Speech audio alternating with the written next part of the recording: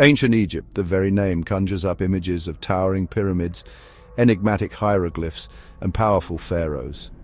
It is a civilization that has captivated the world for millennia, a land of mystery and wonder that continues to fascinate us to this day. From the fertile banks of the Nile River to the scorching sands of the Sahara Desert, ancient Egypt flourished for over 3,000 years, leaving behind a legacy of art, architecture, and culture that has shaped the course of human history. But what was it about ancient Egypt that was so unique? What were the key factors that allowed this civilization to not only survive but thrive for so long? The answer in part lies in the remarkable confluence of geography, leadership, and belief systems that characterized ancient Egypt.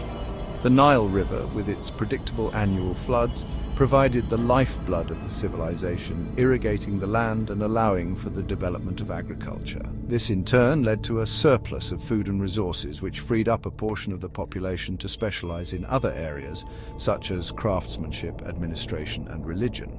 This specialization, coupled with the strong central authority of the pharaohs, enabled the Egyptians to achieve remarkable feats of engineering, art, and social organization.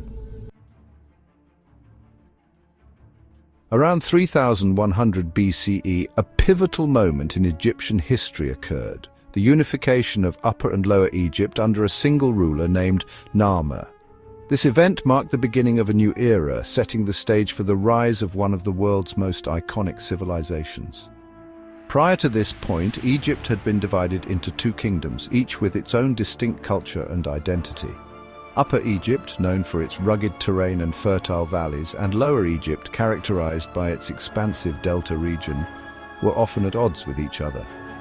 Upper Egypt, located in the south, was a land of rugged cliffs and fertile valleys, where the Nile River carved its way through the landscape, providing life-giving water to the people and their crops. While Lower Egypt in the north was a more delta region characterized by marshes and lagoons.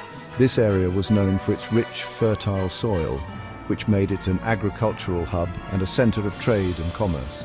Narmer, a powerful king from Upper Egypt, embarked on a campaign to conquer the north, ultimately succeeding in uniting the two lands under his rule. His military prowess and strategic acumen were instrumental in achieving this monumental feat. This event, depicted on the famous Narmer palette, marked the beginning of the early dynastic period, around 3100 to 2686 BCE, and laid the foundation for the development of a unified Egyptian state.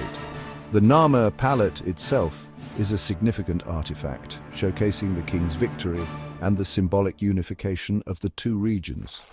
Narmer established his capital at Memphis, a strategic location near the border of Upper and Lower Egypt, and instituted a system of government that would endure for centuries. Memphis became a thriving metropolis, serving as the political and cultural heart of the newly unified Egypt. He also introduced a number of important symbols of kingship, such as the double crown, which represented the unification of the two lands, and the uraeus, a stylized cobra, worn on the forehead, which symbolized the pharaoh's power and authority. These symbols became enduring emblems of Egyptian royalty and were used by subsequent pharaohs to assert their legitimacy and divine right to rule. The unification of Egypt under Narmer was a momentous event that had a profound impact on the course of Egyptian history.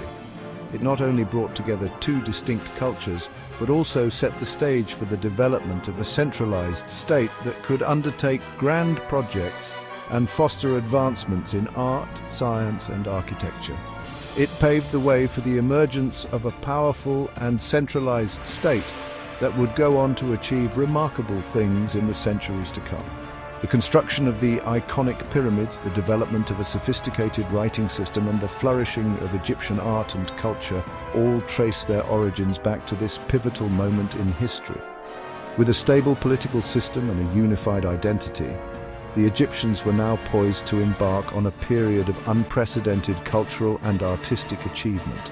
This era saw the creation of magnificent temples, intricate sculptures, and vibrant artwork that continue to captivate and inspire people around the world to this day.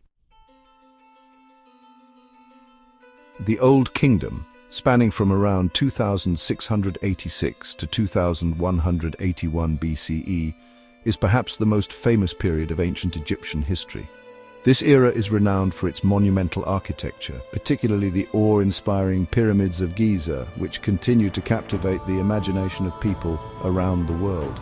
This era witnessed the construction of some of the most iconic structures ever built, testaments to the engineering prowess and organizational skills of the ancient Egyptians. The sheer scale and precision of these constructions are a marvel, reflecting the advanced knowledge and techniques that were employed. The pyramids were not merely tombs for deceased pharaohs, but also powerful symbols of royal authority and the enduring nature of the Egyptian state. They served as monumental reminders of the pharaoh's divine status and their role as intermediaries between the gods and the people. The most famous pyramids, those of Giza, were built during the 4th dynasty by the pharaohs Khufu, Khafre, and Menkaure. Each of these pyramids was constructed with a specific purpose and design, reflecting the unique vision and ambition of the pharaoh who commissioned it.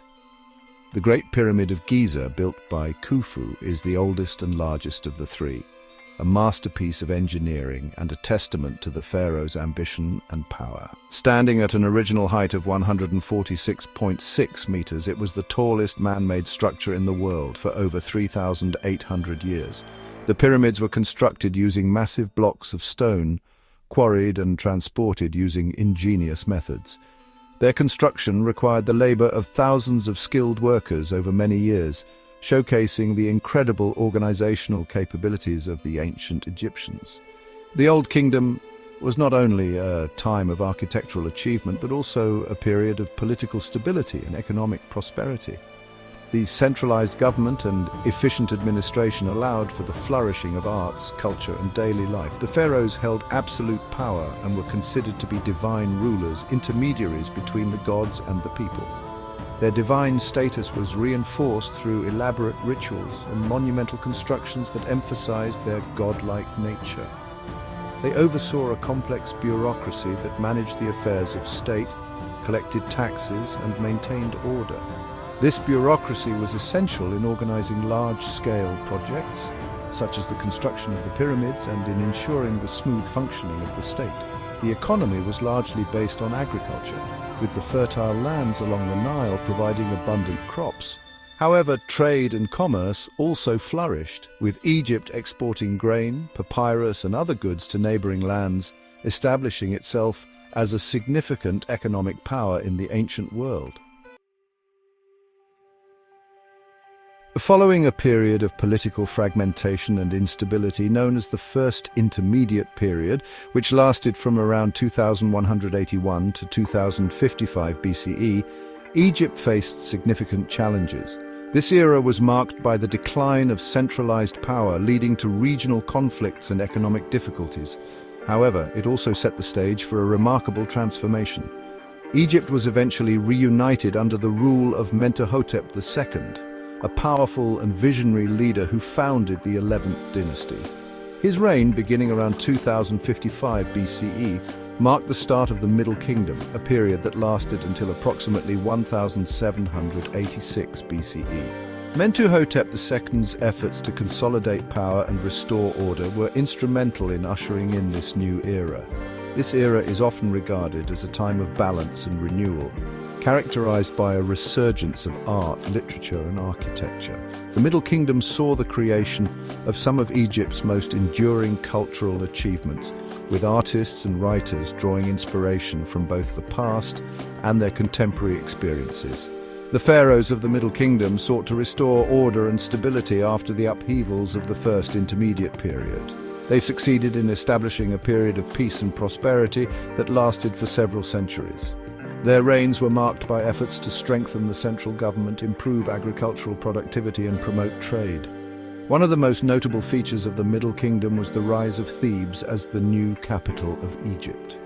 This city, located in Upper Egypt, became a major political, religious, and cultural center. Thebes' prominence was reflected in its grand temples and monuments, which rivaled those of the Old Kingdom in their grandeur and splendor. Located in Upper Egypt, Thebes became a major religious and cultural center, and its temples and monuments rivaled those of the Old Kingdom in their grandeur and splendor. The construction of monumental structures such as the Temple of Karnak and the Luxor Temple showcased the architectural and artistic advancements of the time. The pharaohs of the Middle Kingdom also expanded Egypt's borders, conquering Nubia to the south and establishing trade relations with the Levant to the east. These expansions not only increased Egypt's wealth but also facilitated cultural exchanges that enriched Egyptian society. This period also saw a flowering of Egyptian literature with works such as the Tale of Sinuhe and the Instructions of Amenemope providing insights into Egyptian society, values and beliefs. These literary works were not only artistic achievements but also served as educational tools and reflections of the societal norms of the time.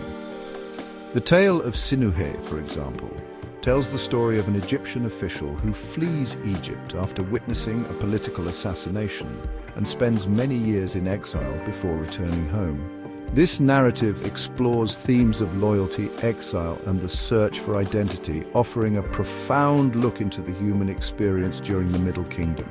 The story explores themes of loyalty, exile, and the search for identity. It reflects the complexities of personal and political life in ancient Egypt, highlighting the values and struggles of the time. The Instructions of Amenemope, on the other hand, is a collection of wisdom teachings that offer guidance on a wide range of topics, including ethics, social behavior, and the importance of education. These teachings were highly valued and passed down through generations, influencing not only Egyptian society but also other cultures in the ancient world.